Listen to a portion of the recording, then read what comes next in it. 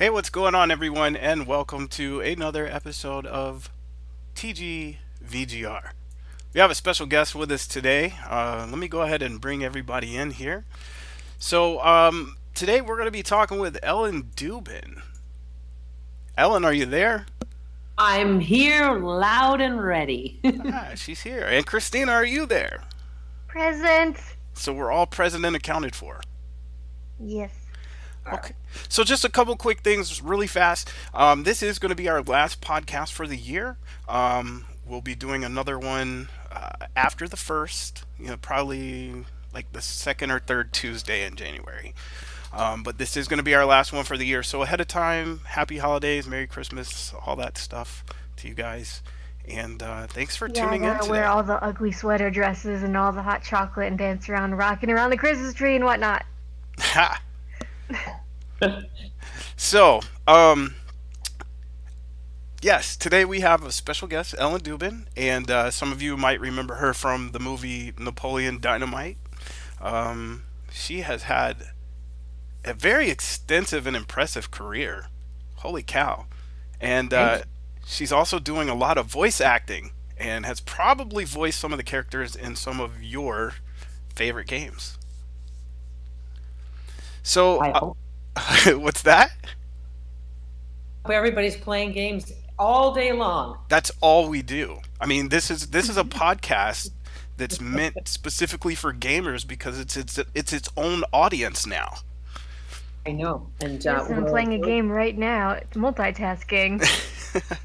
No, I'm not really, but I do tend to do that otherwise. So most people do. Yeah. so you have done both. You're doing, physical acting, you're doing voice acting. Let's talk about, you just had a convention this past weekend for a show that you were part of called Lex. Let's talk about that for a minute. Sure.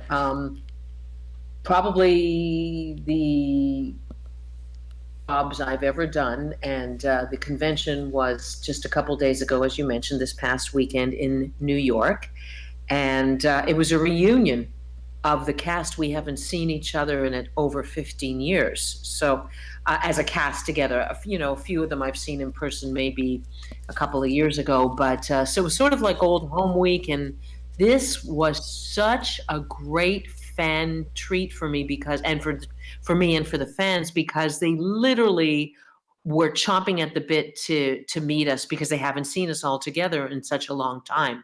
So fans are always the best. I'm so grateful for them. But these were the most adamant fans ever because it was one guy said to me, he literally got on his knees in front of the table and says, I thought you guys would never ever get together. I'm so grateful. And he was like bowing. It was so and all of them still had memorabilia and covers, and some had bought props. One guy bought some props from the show ages ago, and he brought them with him. And some guy told me he bought my costume, Oh wow. two of my costumes. Yeah, he said I bought your Jiggerata costume, and I played four characters in Lex, and I also played the Pope, the first female Pope in sci-fi history. And he bought the Pope costume, and I thought, did I lose it? So he kind of filled in the blanks for where my costumes went, and he bought Xenia Seberg, who played the female lead Zev, her costume too. So it was fantastic to see the fans and also my castmates. Oh, wow. That And after sounds really fun. yeah, and after Yep. 15 years. Yep. And all of us are still 20. It's amazing. Yeah. I'm right there Yeah, with you. absolutely. I'm right there with you. I always I never celebrate a birthday. I celebrate the 10th anniversary of my 20th birthday. I knew I liked you. I do the same. Now, um, back in let's see, what is this? This is December. So back in November, was it? Yeah, I think it was November. We brought on our first ever guest, which was Joe Achman, and he's like, one of my favorite people in the world, and you guys are really great friends. We are, and actually, the first one of the first jobs I did in Los Angeles, I met him. I was in a play, and he was in the play with me.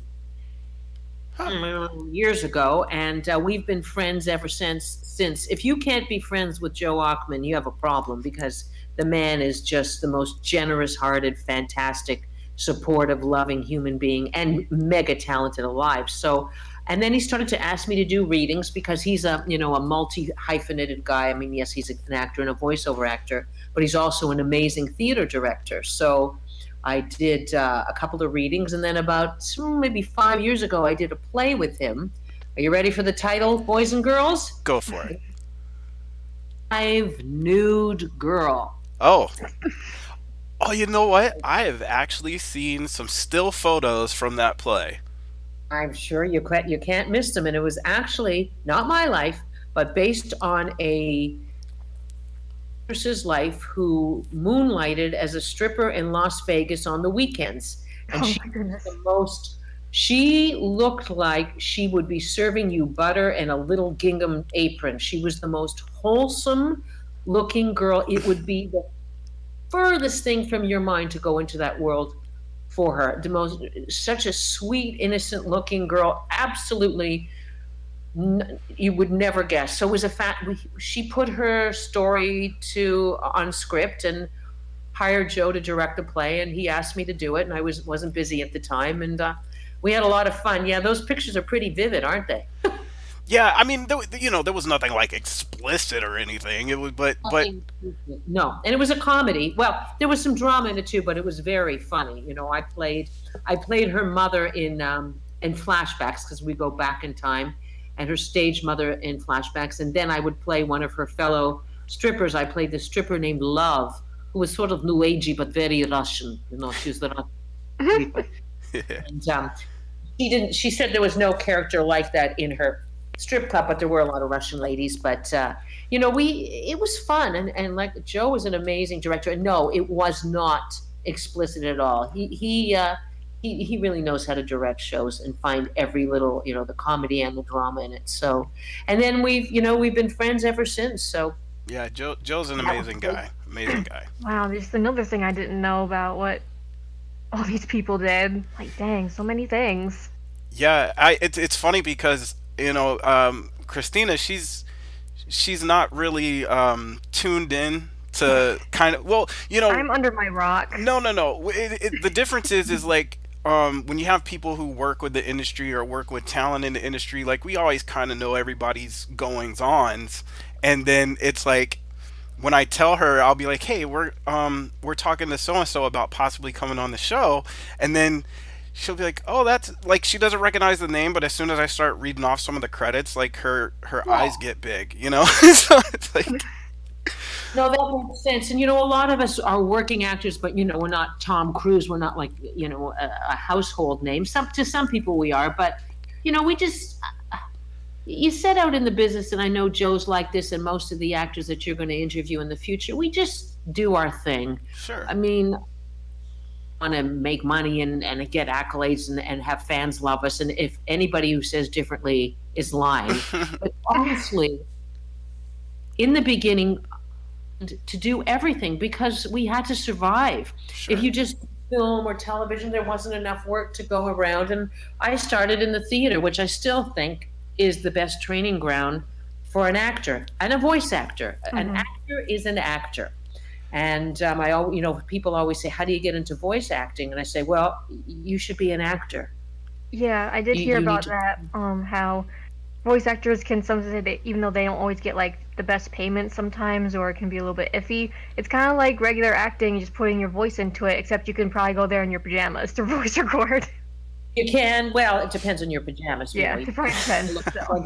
But you're right. You can, and a lot of times we're taping in our own closets or your basement or your little home studio, whatever you have. But there's a lot. I mean, now that we're on this topic, there's a lot involved in voice acting that people we do not have the luxury of having a living room set or a kitchen set, or we're out in a garage with cars. If we're in a garage scene, we have to create a lot. And yes, you'll see it on the screen in the video game, but most of the time, I don't see what I'm doing. They say, "Okay, you're in the royal court in 1500s England," and you have to picture there's a throne, and you have to sort of block it in your head. We don't have costumes, we don't have lighting, we don't have makeup, we don't have hair. We don't usually have the other actor Right. Mm. do several takes, because I don't know if I'm talking to my husband in let's say Skyrim, which I had 10 husbands or something. I don't know how he's going to react, so I do one small take, one medium take, and one a little bit bigger, so they have that in their arsenal just to plug it in when they hear what the other actor is doing. Sometimes you have the luxury of hearing how the other actor did it, but 9.99 out of 10, it hasn't been recorded, or you don't have that luxury. So you Wow, have to that give them a sounds pretty hard. very tricky, but you also have to be very quick on your feet. And going back to what I said, that theater acting is really important. When you do voice stuff, especially video games, they do not want you to have the material in advance. So you get it usually the second you walk into the booth, or maybe 20 minutes before. You have to be a fabulous cold reader, which means you have to be able to read on the spot without preparation, which theater acting gives you the technique. You have to drudge up all kinds of emotions on the spot. And generally, theater, there's more, what's the word, extensive words, better words. You usually train with Shakespeare, and you take all kinds of different, different types of texts, and you're very proficient in it when you're a theater actor. And as you guys know, yes, there are the video games that are sort of Walking Dead, where you're more natural, like how I'm talking to you now. But sometimes if you're in a Lord of the Rings kind of thing, or there's a lot of language or names to pronounce, or more highfalutin words. So that background, strong acting background in the theater, really comes in handy. But even for the so-called natural reads, to be able to read on the spot, practice reading. A lot of people don't read that much anymore. So you have to be able to deliver fast, because they don't have time to wait. And I've seen you in action. I've seen videos of you in the vocal booth, Oh, yes. and Yeah. and you are completely animated. I mean, you pace your words out with your hand gestures like a composer, a musician composer, and I mean, you really get into it. Let me tell you something. You're very observant. There's a few of us that like to conduct ourselves like a composer. You're right, like a conductor in an orchestra. But if you don't, like if you're about to, in video games, both of you, that there's a lot of, efforts and screams and killings and being killed, and usually every game at the end of a recording session has that. Not all of them. So if you don't lunge forward to stab somebody with a sword, you're going to sound like instead of which I just did while sitting here. You couldn't see me. If you watched my session, if it's a physical part, I am literally doing a dance number in there. I'm fighting, I'm punching. Now you have to stay within the confines of the microphone. Sometimes I'm so animated, I forget, and they go, Ellen, on microphone, go back to the mic. I'm fighting lizards, and I'm, fighting orcs, or else I am an orc and being stabbed or whatever. So is another thing that I tell people who want to act or voice act, is they should take movement and or dance and fighting, sword fighting, broadsword fighting. And you gun had ballet, right? right? And which ballet is very, very helpful. And I took all kinds of dance, jazz and tap, and then I took, I did take sword fighting, because I had to have a sword fight with in Highlander the Raven, a broadsword fight, the only Sure. broadsword fight in the history of that show. We called it the Broads, the two Broads. So every little bit helps you when you're doing voice work. I mean, I know you don't think about that, but if you just stood there still, same effect. If somebody's choking you and you're just going instead of and you're really grabbing your neck. I know, isn't that a different sound though? That sounds like I'm really choking. If you got to practice that and you grabbed don't do it too hard, but you grab your neck, it's a different thing. Or you grab your side. Let's say you have a terrible cramp. If you just go, that's not going to work. If you go, and you literally collapse, you'll see the difference in your voice. You should tape yourself. And that's why when you watched my videos of me in the studio, it's got to be authentic. You fans and listeners of video games and animation and whatever, you're not physically involved, it's not going to work. Right. Not gonna. And Hmm. trust me, from both of us, we have played some video games with some terrible voice acting that actually makes the game, like, it could be the greatest game in the world, but if you can't take the voice acting seriously because it's so bad or so flat, it will Hmm. literally ruin your immersion in the game. Yeah. 100%. And you've hit it on the nose or hit it on the ear because that's how you would listen with your ears, not your nose. And you can really tell the difference. And I can hear it too in myself sometimes if I'm tired. I'm like, and I have to let out a blood curdling scream. I go, that's not blood curdling scream. That's not good. And I warn my neighbors because one time, this is a segue, but Oh boy. this is going. One time, the police knocked on my door and they said, your neighbor complained that there was a bad scream here. And I went, oh, officer, I'm a voiceover actor. And they went, what? And I said, okay, be prepared.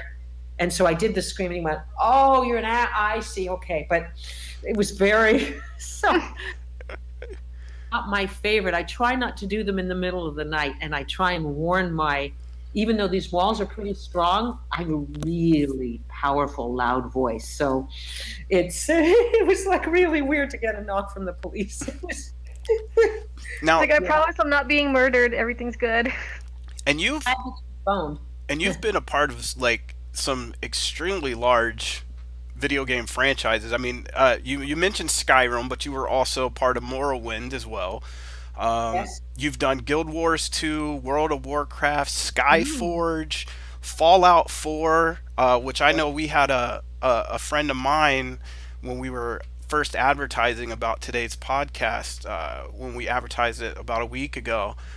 When he said Fallout 4, I mean, I think you actually saw his post and commented on it Yes, I too. did. Um, Yes. so now, and of course, I don't know if I mentioned the Star Wars Uprising, but I mean Star Wars. Come on, it's a huge. That's like one of the largest franchises out there. So to even be a part of that universe, um, It and was one of my goals. It was one of my goals to have the SW on my resume, that word, it's just, yeah, I was very happy to book that. and now I'm gonna blow everybody's mind, especially Christina, because I kept this from her on purpose. Because if you heard her mention at the beginning that she is a huge Disney fan and family friendly, what you guys might not realize is if you ever go to Disneyland in California, right? That Yeah. Ellen is the voice of Disneyland. So when they do the light show and the fireworks and it has the woman talking that's Ellen. She did Oh, that. jeez. That's why when you said you like Disney and family friendly stuff, I thought, is he going to surprise her later on and mention it? Yes, thank you for mentioning that, Mike. I am the official voice of, first of all, the World of Color. So all the World of Colors at California Adventureland. And then I am the official voice of the 60th anniversary of Disneyland. So I did all the narration about Walt Disney. And I'm now the role model or the model for Disney Paris, Disney Shanghai, and Disney Tokyo. And actually, they liked my voice so much in Tokyo that they used me in English, and then they had somebody similar. I don't know who they hired to do the Tokyo version of it.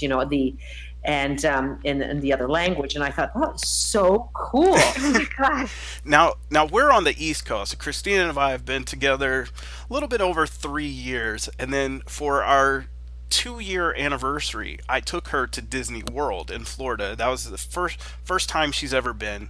Took her there. We had an amazing time, but she fireworks and stuff are a little bit too much. The booming and the loudness. So we did see some fireworks and whatnot, and but the actual Magic Kingdom show that they do, we kind of watched from across the lake, and so we didn't really get to hear all that narration and stuff. But I you should have seen her. Like a person who is that into Disney when they get to Disney World, it's like you Yeah, know and I was trying to be calm, and then you had to keep putting it in my head that yes, we're actually at Disney. We're here at Disney. Did I mention Disney? And then I had to be sick for 30 minutes before we could actually start anything. she got so excited that she actually got sick to her stomach on our way to Disney World that like it was just it was so cute. It really was. You know what? That's really, really sweet to hear. And I'll tell you, if somebody's not melted by watching the stuff at Disneyland or doesn't become a kid, then there's something wrong with them. I'm telling you. It brings out the kid in all of us. And when I was in the incredible studios, which has a huge, I sign a huge NDA because I go there and all the old Disney stuff is recorded there. I was like a kid in a candy store, and I had to, I'm doing a job, and then when you hear your voice to a orchestra and a kids choir, I was crying in the middle of it, and I said to the producers, I said, "Oh, guys, I'm so sorry. They said, no, that's the reaction we want. That means you're definitely qualified to do this voiceover." It was so poignant and it's so, I can't even I explain I would pass what you out. understand. I would pass like if I walked into Disney and I heard my voice being played and echoing throughout that entire park, I would literally just pass out. Like it would overwhelm me so much I would faint. It made me cry. I made me cry to record it, and then when I went to the park to hear it, he, oh my God, this is incredible. Like I forgot it was me, and I went, this is a fantastic voice. Oh, it's me. And people are like mesmerized by it, and they're very they really are very conscious of who they hire, and I think they do, what do you call them, like audience surveys kind of thing, and it's just a whole, it's just the most rewarding thing to do, and I just absolutely loved it, I I, really loved it, and I hope I go to do more. I could definitely imagine. So well, getting back to some of these video games too. Which which of all of these, in all honesty, which one were you most excited for getting the call for? Well, first, what you have to realize, gamers who listen to this podcast, I have never played a video game in my life. Uh oh. Sorry. I would voice them, you play them. If I started to play video games, I would turn into Howard Hughes and grow a long beard and be long fingernails. I would never leave my place. It's fascinating to do them, but so I would have to say, I mean, the response to Skyrim and Fallout 4 from the fans was extraordinarily rewarding because those are such huge games. But I have to go with the first one. The first game I booked was Guild Wars 2. Hmm. And the story on how that came about is actually kind of funny. My agent sent me the audition, and there was 14 characters to audition for. Wow. Pick a few and do them. Well, what did I do? I picked all 14 and did all 14. Now, at the time, I was away with my family, and we had rented this little house. And the audition was due literally the next day. And they had a Oh refrigerator God. in this house that was Oh, you had the hum. Oh no. going to do this audition. So we unplugged the fridge, and there was not a studio, it had high ceilings, and I literally lay on my belly and made it puck tent with the covers over sort of a table and lay under the table and recorded 14 characters. I thought the more the merrier, I have a better shot. I think like 6, 7 months later, I booked was a Char and a Norn and another one. I forget what the other group is called, but so I would say the first one because it got me into the world of video games, and it's my other than narration, which I love to do because of the Disney narration stuff. It's my favorite genre in period, pretty much. Even more now than film and television and plays. I think video games, I think the parts are the best. Sure. And the future of video games is wide open Oh, because they're just getting better and better. Um, but the I, scripts that I get, Mike, are so fantastic, almost better than anything I've ever played on camera. yeah, Really. and I Um, mean, a good example, and I had a few of friends that have worked on them. Joe Achman being one, but that like my favorite game series is by far the Red Dead Redemption series. No offense, that's just one of my favorite games, and it was like the storyline in that was pretty much better than any movie that could have been written about that same topic. It was so well done. I haven't seen the second one, but we have a very good friend in it, Steve Palmer, who's one of the lead guys. You see his Yeah, image Steve. everywhere. Yes, in the we'll get him on your show. And Rob Um, is in it too. I actually I did ask Steve, and he told me that they would have to approve it through Rockstar, and Actually, they probably would because they're very particular about their press. They actually don't do a lot of press, apparently, right. according Oh to me. wow. And then Rockstar never got back to me, so I let Steve know, but we'll Yeah, see. that's probably your answer then. Yeah, exactly. We do have a Oh question from man. the chat that wanted to know. It says how old were you when you started playing? But she doesn't play games. She voices them, and she also is in movies, television shows, and theater. So I guess the more appropriate question is, at what age did you get started in entertainment? Uh, I got started in entertainment about 9 years old when my parents saw that I was a very shy, I'm making up for it now, believe me, shy kid who had flat feet and was very unconfident. And they put me in a ballet class just to relate to other kids and improve my feet and my posture. And at the end of each year, long story short, there was a recital. Sure. And at the recital, I would always, if I was playing like a dying swan, I would always do an extra arm wave. I was a little hand on stage. Or if there was a comedy ballet, I would always wait for the laugh. And my ballet teacher at the time, may she rest in hell, she, nasty, nasty woman, but she taught me discipline. She said, "You're not uh, really going to be ballet dancer. You're going to be too tall, but you're a fantastic actor. Be an actor." And I said, "I don't want to be an actor. I want to be a ballet dancer." Anyway, a long story short, at about 20, my knees gave out in a very important audition to be a member of a ballet company in New York. Was one of the most pivotal times in my life. We all have pivotal times in our life where our lives change. And, that's all I wanted to do was do dance, dance, dance. And my knees literally gave out in front of a whole panel of judges, which Oof. was, Oh. yeah, that was an ooh. And my life changed, and I didn't end up going into ballet, obviously. And now, when I look back, it's better because your career ends very quickly. It's one of the most demanding physical careers because you have to be graceful and very artistic, but you have to be an incredible Olympic athlete to do it.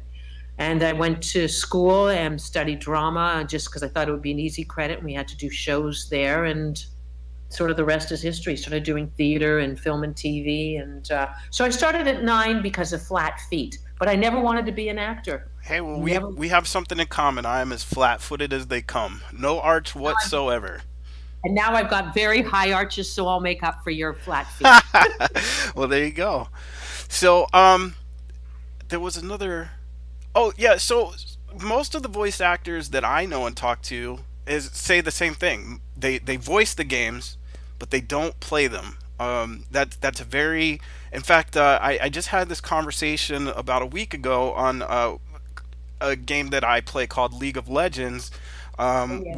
One of the characters that, or one of the people who voices a character on that game is a full time streamer, where she plays video games, and yet she will not play League of Legends, even though she voiced that character because she just doesn't like that game. So, um, it's really hit or miss, but it's more about giving life to a character, whether it's animation, whether it's a game or whatever. It's just more knowing that your voice is bringing a character to life. I'm sure that has like a lot of overall value to it. It does for sure. And when you see, sometimes the creators are on the room, but most of the time they're over the phone. And when you can hear them gasp, or you have to remember that these people have lived with these characters and these worlds that they have so painstakingly created and worked for years. I mean, this is not something you do in a year. To create games like 10, 15 years of work, it's such again, like the Disneyland thing, it's such a rewarding thing to hear the reaction or to see, scenes from the game or just to be a part of I consider myself a small cog in this humongous wheel. You have to remember, like with Fallout 4 or Skyrim or some of these big games, there's sometimes three studios going on at once, a couple in the US, some in England. So I feel like I am part of a huge creative process. It's a huge team. Sure, So, these characters exist because of your voice in this game. Like, I have a Skyrim special edition for my PS4, which I do. oh, you got that. Oh, yeah, I heard about that. Yeah. I plan on streaming this at some point next year, and so at some point during this game, people are going to hear your voice that brought a character to life. Oh, it makes me cry. So, now, and this I got to bring up because a buddy of mine who I don't know if he's getting to tune in right now, but he'll definitely listen later. He's a huge Star Wars fan, and we mentioned the Star Wars Uprising, but I want to take it back even a little bit further. This wasn't necessarily voice acting. I don't think this was just part of a TV show, I believe. But I wanted to talk to you about RoboCop. Oh, Now yes. you were a part of RoboCop Prime Directives, Sandra Smiles. Yeah, Andrew Smiles who didn't smile. Yep. So how was your like RoboCop was another one of those, especially in the 80s and 90s. That was as big of a franchise as like the Terminator and stuff. So this is a RoboCop was a classic. So how was it being a part of that RoboCop series? Well, again, when I was starting out, and that was one of my first couple years jobs, I wasn't really aware of. I mean, yes, I'd heard of RoboCop and I saw the Peter Weller. I mean, he was brilliant in it, but I didn't understand how fans reacted to those kind of franchises at the time. Now, looking back or doing sci-fi conventions, and people bring you stuff from RoboCop or Lex or shows like those kind of things, you realize the effect that it has on fans, and that's why fans are so passionate and adamant if they make remakes. Happy about it. They like the original, but I loved doing it because it felt like I was part of something. I felt like I was part of something big. And when I saw Charles, what was his Charles? I'll look it up in a minute. He played RoboCop, and that was a very difficult thing to wear that costume, and it just made me feel like I was really a part of something kind of holy, if that could be a word. Holy. And I liked being a hostage negotiator. Wouldn't you guys like to talk in one of those megaphone things? That's always fun.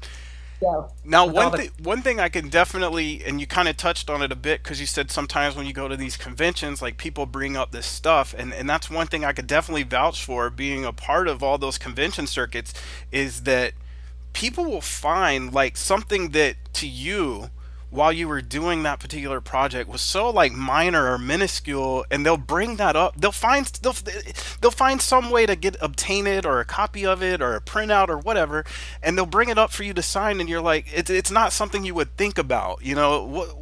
What's probably like the oddest or most bizarre thing somebody has brought to you to autograph or sign or whatever at one of these conventions that you wouldn't have expected? that question is going to be answered two ways. The oddest thing I've ever had to sign is somebody's body part.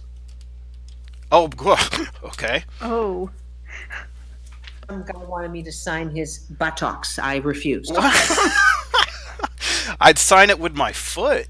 I draw. That's a. You know what? I should have had you there to say the line as he started to pull down his pants. The security came by and shipped him off.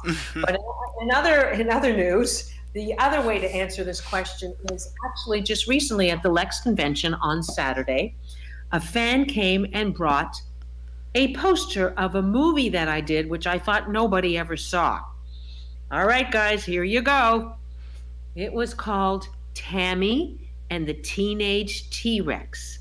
Oh wow. It's an oh wow. There has never been a movie more awful and more horrible and fabulous than Tammy and the Teenage T-Rex. And it starred Denise Richards. It was her first movie and my first movie. And the late, great Paul Walker, may he rest in peace, wonderful guy.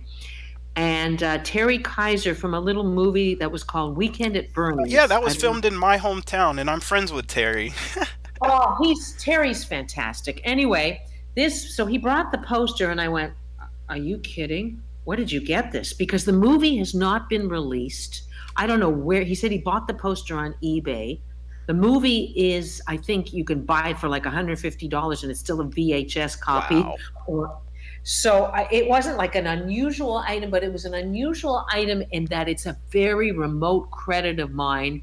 And it's I think you can see it if you go online. It's one of the most, I think it got negative 100 on Rotten Tomatoes. It's very, very, this is the story. I'll tell you this in a nutshell.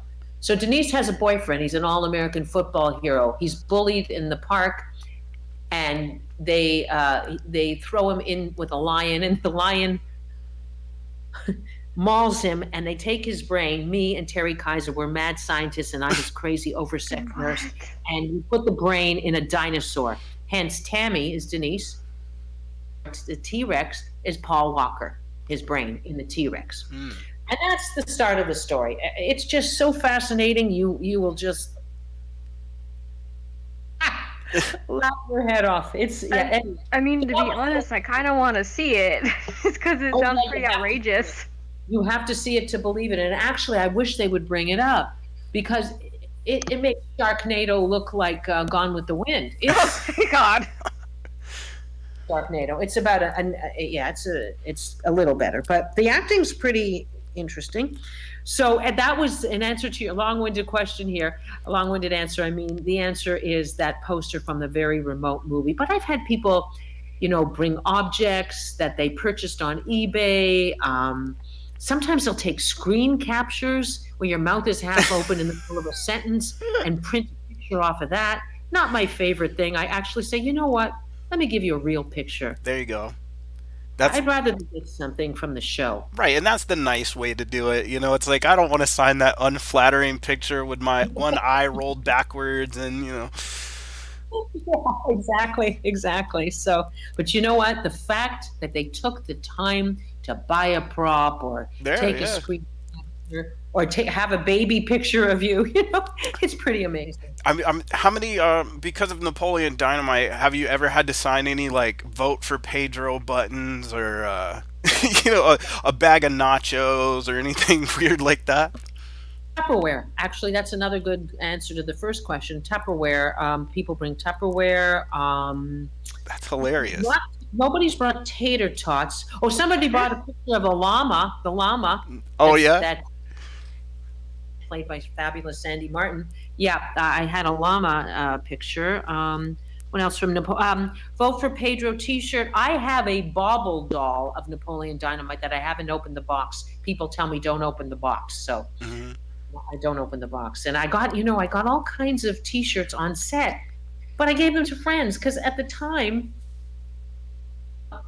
thought, okay, this is a cute little comedy, and we're moving on to the next job. Yeah, there was no way to know. That, like I said earlier, that movie was a true dark horse. It wasn't, nobody knew about it when it was filming. It didn't really have like big name star power attached. Nobody really heard about it until it had already come out and everything was done. And then the first time you watch it, you just had to sit back and. I know for me personally, I was like, okay, did I like this movie? And then I watch it again, and then I find myself laughing at some parts that I didn't laugh at before, and then I watch it a third time, and then everything started becoming fun. And then it was honestly, I think that movie was probably what kickstarted off so many memes. Like, a lot of memes were made off of that movie and those little catchphrases that he said. I mean, let's face it, the one with Kip where. He is talking about her being long distance, and he says, I think it's getting pretty serious. That's become like one of the biggest, longest running memes that's out there. 100%, and I still see them. So you're right. I never thought of that. Yep, for sure. But That's pretty impressive meme wise because there's so many memes coming out all the time now and they're still relevant. Usually like the older memes don't come around anymore once they get their hands on like the newer ones that they think are hilarious. yeah, and Yeah. I see Napoleon Dynamite stuff everywhere still. I mean, most of the and I think it's because of the large cult following that it had as well that's just going to keep it alive pretty much forever. I mean, it's definitely it did its thing. It made its way for something that wasn't sure where it was going to go, and then it was a hit at all these festivals, and then became a major release and theatrical release, and it has continued to maintain its popularity. When was that filmed? It had to have been. I mean, I was in Colorado when that filmed, so it had to have been a while back. Yep. Yeah, 2004. So Wow. you're talking 14 years of a movie staying relevant that was not a big budgeted movie, that was not a theatrical. It didn't even the closest thing at the time that it had, no lie, when I was working at Blockbuster and I said, "Well, who's in it?" All the people could tell me was that Hilary Duff's sister was in it. That's it. That's about it. You're right. None of us were names. It was no, Nicole Kidman and no Tom Cruise in it. It was just it's the little engine that could. And that's, sometimes people forget. Not that I don't want to see big star movies, I do, but if the story is interesting and unique, and everybody, I think, can identify with their inner nerds. All of us are nerds. We all have a Yeah. nerd factor doing this. I really believe that. And I mean it in the biggest sense of a compliment. If somebody doesn't have a nerd quality, I mean, they're nerds. Yeah, in a bad ways. But and listen, no one can predict anything about any movie. You never Sure. know. But I think it's great when it's made for $250,000. I can't remember, but you could probably look it up. It's very low budget. I mean, it was so low budget. We didn't have an on-set photographer. We had Wonder Bread with Cheese Whiz to eat with apple squares for. There was no budget for food, and it was the most fun I've ever had. I stayed in a motel that literally slept on my coat on the bed. I took off the horrible bedspread that was covered in dust. I did not go in the bed. I wore clothes to bed. Me and Tina Margarino, we shared a kind of sort of a joint room, and we kept the door open, and we just kept laughing at how dusty it was. The water in the tub. When you put water on for the first time, it comes brown, like brown sludge. Like rust, yeah. Brown sludge. It was a long time of sludge. And when I got home, and I showered every day when I was on set, but when I got home, I looked at my shower and I went, oh my God, this water is in my body. I mean, it was hilarious. And I loved every single second of it. I have never had more fun in my life. So you don't necessarily have to be staying at the Ritz and, have a butler. It was very guerrilla filmmaking, but very specific. The director is very specific as to what kind of comedy he wanted. And if you notice, most comedies move at a fast pace. Yeah. His comedy moved at a snail's pace. It did. And it was so subtle. And that's why I said when I watched it the first time, I was like everything was so subtle that the jokes didn't hit me till after I'd already watched the movie and had some time to think about it. Like, Right. Very clever. And most comedies, like I said, are fast paced and energetic. And he kept telling me, he said, Ellen, slow down. I said, slow down. Okay, this is kind of weird. Never do comedy that slow. But it worked. It was very unique, very different. yeah, that was good. So, Christina, I don't know if you had some specific questions for her. We got about 14 more minutes or so. So we'll. Did you have some stuff you wanted to ask? I mostly just have questions about Napoleon Dynamite. Like, Keep going.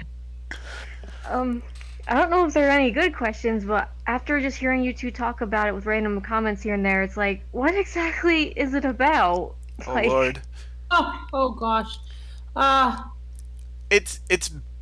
I would say that it's basically like what you would see if you were watching, like a short documentary about an everyday guy that has nothing to do.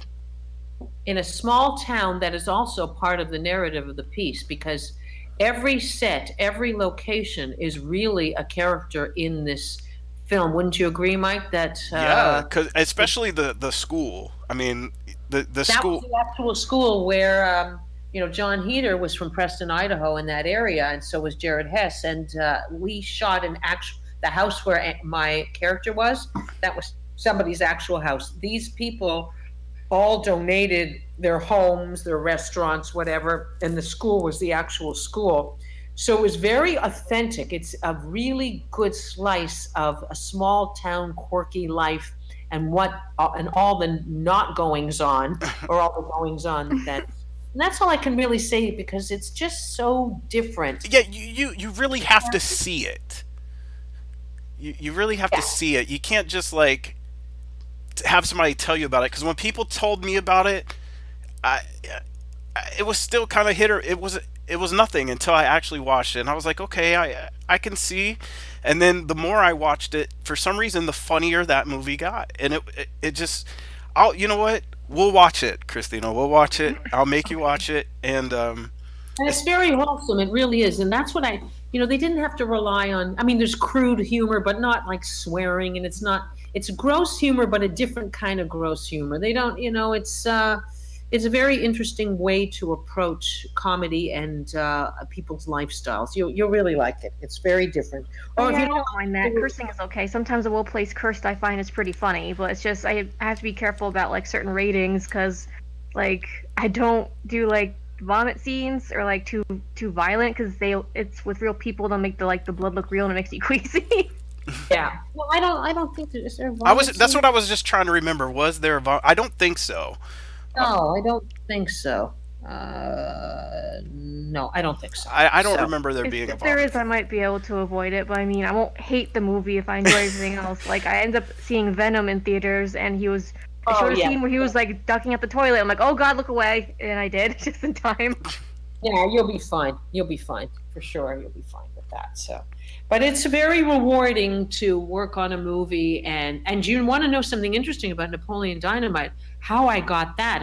I always remember how I got a job because I'm so grateful for everything I get, and I always sort of put the steps together. I got because I did Lex.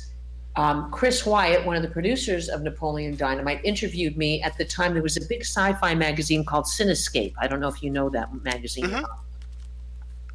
He's a journalist, and he interviewed me for that. And he loved Lex, and he was doing a pilot.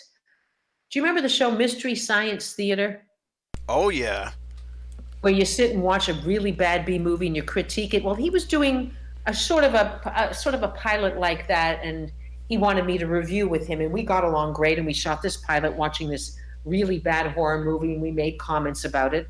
I don't know what happened to it. And flash forward about 4 years after that, after the interview and after doing the pilot, he said, Ellen, I'm doing this movie in Utah, or just outside of Utah, called Napoleon Dynamite. I'll send you the script.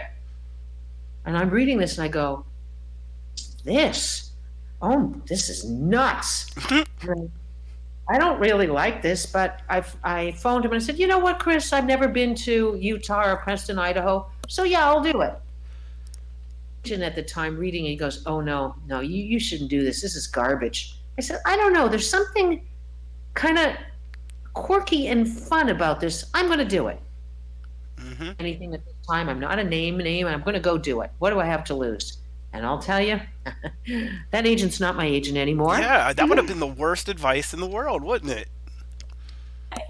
And actually, I ran into him about 6 months after it opened, and he couldn't look at me. And I said, He has a very unique name, so I won't say it. I said, did you see Napoleon Dynamite? I had to. And he goes, I saw it. And I said, pretty successful, isn't it? He goes, Yeah. take care. And he was so embarrassed. Yeah. And every year I wish him a Merry Christmas. Every I always like, every Christmas I would send him a copy of the Napoleon Dynamite DVD, followed with a YouTube video of doing the famous dance at the end. oh, yeah. Oh, I'm sure he's not dancing about that. Anyway, that's my Napoleon Dynamite. So you never know when you do a job like Lex led to Napoleon Dynamite. So Sure. there you go. Now, out of your gaming stuff here, Yeah. has there been a particular character that you really liked or felt a connection with that you got to do? Like, I don't know, because I mean, you've done so much. I can't just pick out a single one, but I feel like every once in a while, there's probably one that you had more fun with than the other, and felt like, okay, that was a really, really fun one. You're gonna laugh. I love them all, but I kind of enjoyed, even though it's a little bit more over the top and not realistic, was it Elder Scrolls Online, I think, and it was an Argonian or an orc. They're kind of interesting to sort of play creatures and kind of voice and be evil and kind of dripping with goo and this sort of these weird kind of creatures. I kind of enjoy doing some creatures. Men generally get to play creatures, but more and more women, especially if you tend to have a more lower voice like I do, you get to do these things, and I find it kind of freeing. It's sort of like a punching bag, like a boxer punches a bag.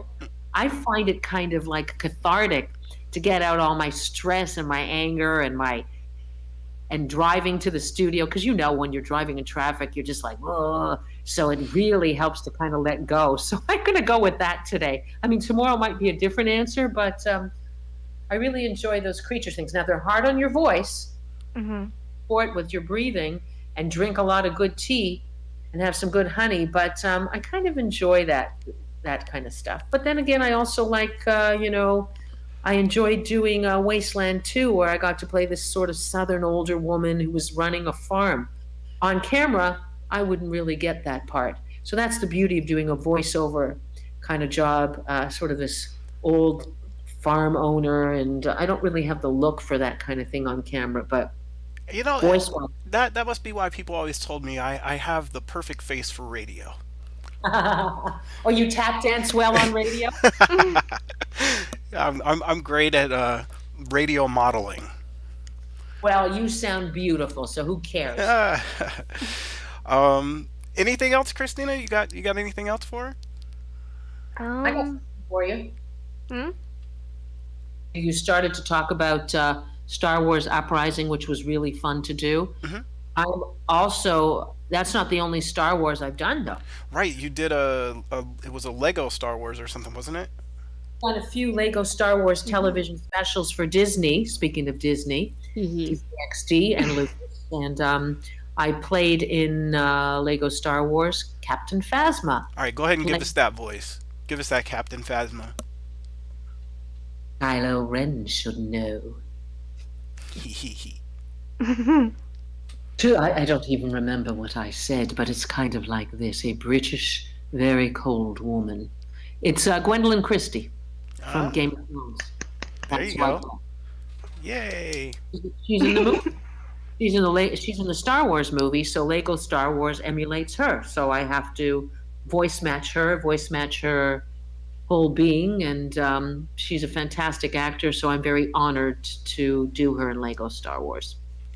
I guess, though, speaking of that, is it harder to kind of make a voice for a new character or try to mirror someone else's if you have to do it like that? Some people are really good at voice matches. I'm not. So for me, the answer is voice matching. I'd rather create something from scratch. Now, obviously, we have some kind of poetic license because she's not doing Lego Star Wars, but the sound engineer for Star Wars was in. He said, "You sound like her." So to me, that was a huge, huge relief because it's very tricky. Very tricky, but I do have somebody fabulous to emulate, and she's such a powerful actor, and it's such a powerful part. So I like that a lot. But the real question is how is your Yoda? Not good. Oh my goodness! I So would try and do a sentence of his as a joke, but his sentence. go ahead, give it to us. Give it to us. Give it to us. No, I mean, I don't. I was gonna say because the way he puts together his sentences, like backwards and in between, I forget how he does it. Yeah, I couldn't do it myself. Yeah, that's the only thing I'm having trouble with, like the way he puts together his sentences. Like, wait, what would go first? Any order you choose are the ones that they put up on the screen for you to repeat.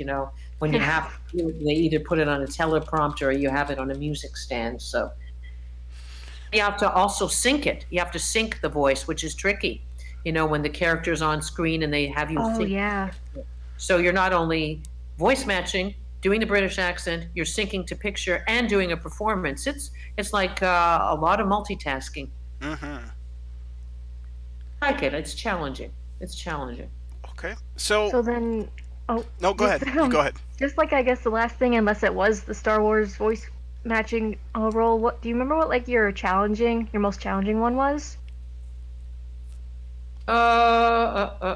Sustaining, screaming for over an hour, Oh my god. battle cries, and I don't know which specific game right now, but that can be challenging, especially the next day. Mm-hmm. Do a commercial or something for Disney, and they don't want any rasp. So you have to be very careful the way you time your jobs out. Yeah, you really gotta take care of your voice and throat too. Be on in voiceover and on camera would be when I played Aunt Beast in A Wrinkle in Time for Disney. See, I've done a lot of stuff for Disney, and I was in 5-hour prosthetics, and I looked like a female Chewbacca. You can go to my IMDb and check out that picture. And I had 4 arms, and I was in a 200-pound fat suit, and I could not eat. They had to feed me with a stick, like toothpicks, and I was hairy and I was blind. My character was blind. That was the biggest physical challenge I've ever had. Dang, that does sound rough. Now you mentioned your IMDb. Do you have an official site where people can find you? Find me at ellendubin.com, ELLENDUBIN.com, or you can send me an email, GIGGEROTA100, Jigarata100 at AOL.com. I always respond to every single fan email. Right. And for those of you that are, not old enough to know, AOL was this dial-up network we had way back in the day that goes anytime when you would sign on. I'm joking. I'm joking. I'm joking. For my mom, because my mother has AOL, so it makes her feel better. That's why I got it. So, okay. So, real quick, what do you have coming up, and where's the next time people can see you and meet you and shake your hand and get autographs or have you sign their butt cheeks? The first 2, but not the last one. I'm not sure when I'll be doing another convention, but if you check ellendubin.com, I will always update you on that. We are working on some of that for the new year. Check Disney XD for some more Lego Star Wars specials. I've got a movie called Midway that Roland Emmerich just directed, coming out November 2019. It's a $250 million movie with Patrick Wilson, Dennis Quaid, Woody Harrelson, Luke Evans, Nick Jonas, a huge cast, Mandy Moore. So that's coming out in November. And some video games coming up, which I can't tell you. Oh. Secrecy. Those damn... And you can check IMDb and the website, and I will announce it on Facebook when I can. Sure. You know those NDAs, and I really honor them because you want to keep working. Those damn NDAs. Yes, but you know what? It's worth it to keep the secret because you get to work on some amazing projects. You'll never want to disrespect my bosses or the people that hire me. Let me tell you about NDAs, and I'll make this quick because we're gonna run out of time. But last summer summer before last, I directed a sitcom for Amazon Prime called Vaughn. And when we were on the set of Vaughn, and we had everybody that signed NDAs or NDCs, whatever you want to call them, and in between the set, I noticed our sound guy was walking around with his cell phone. And at first, I thought he was taking pictures, which was also a no-no. Yes. But he had taken it one step further. He was going around live streaming from his phone, walking around the set, streaming to Facebook, showing people the set, introducing our actors. I said, "Okay, buddy.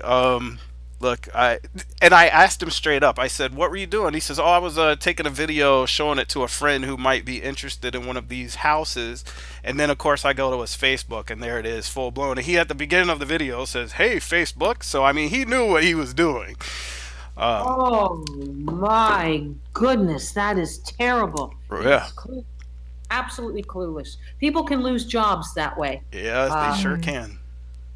Even though we're over time, a guy I know was posting just at a microphone that he was doing a job that he can't say.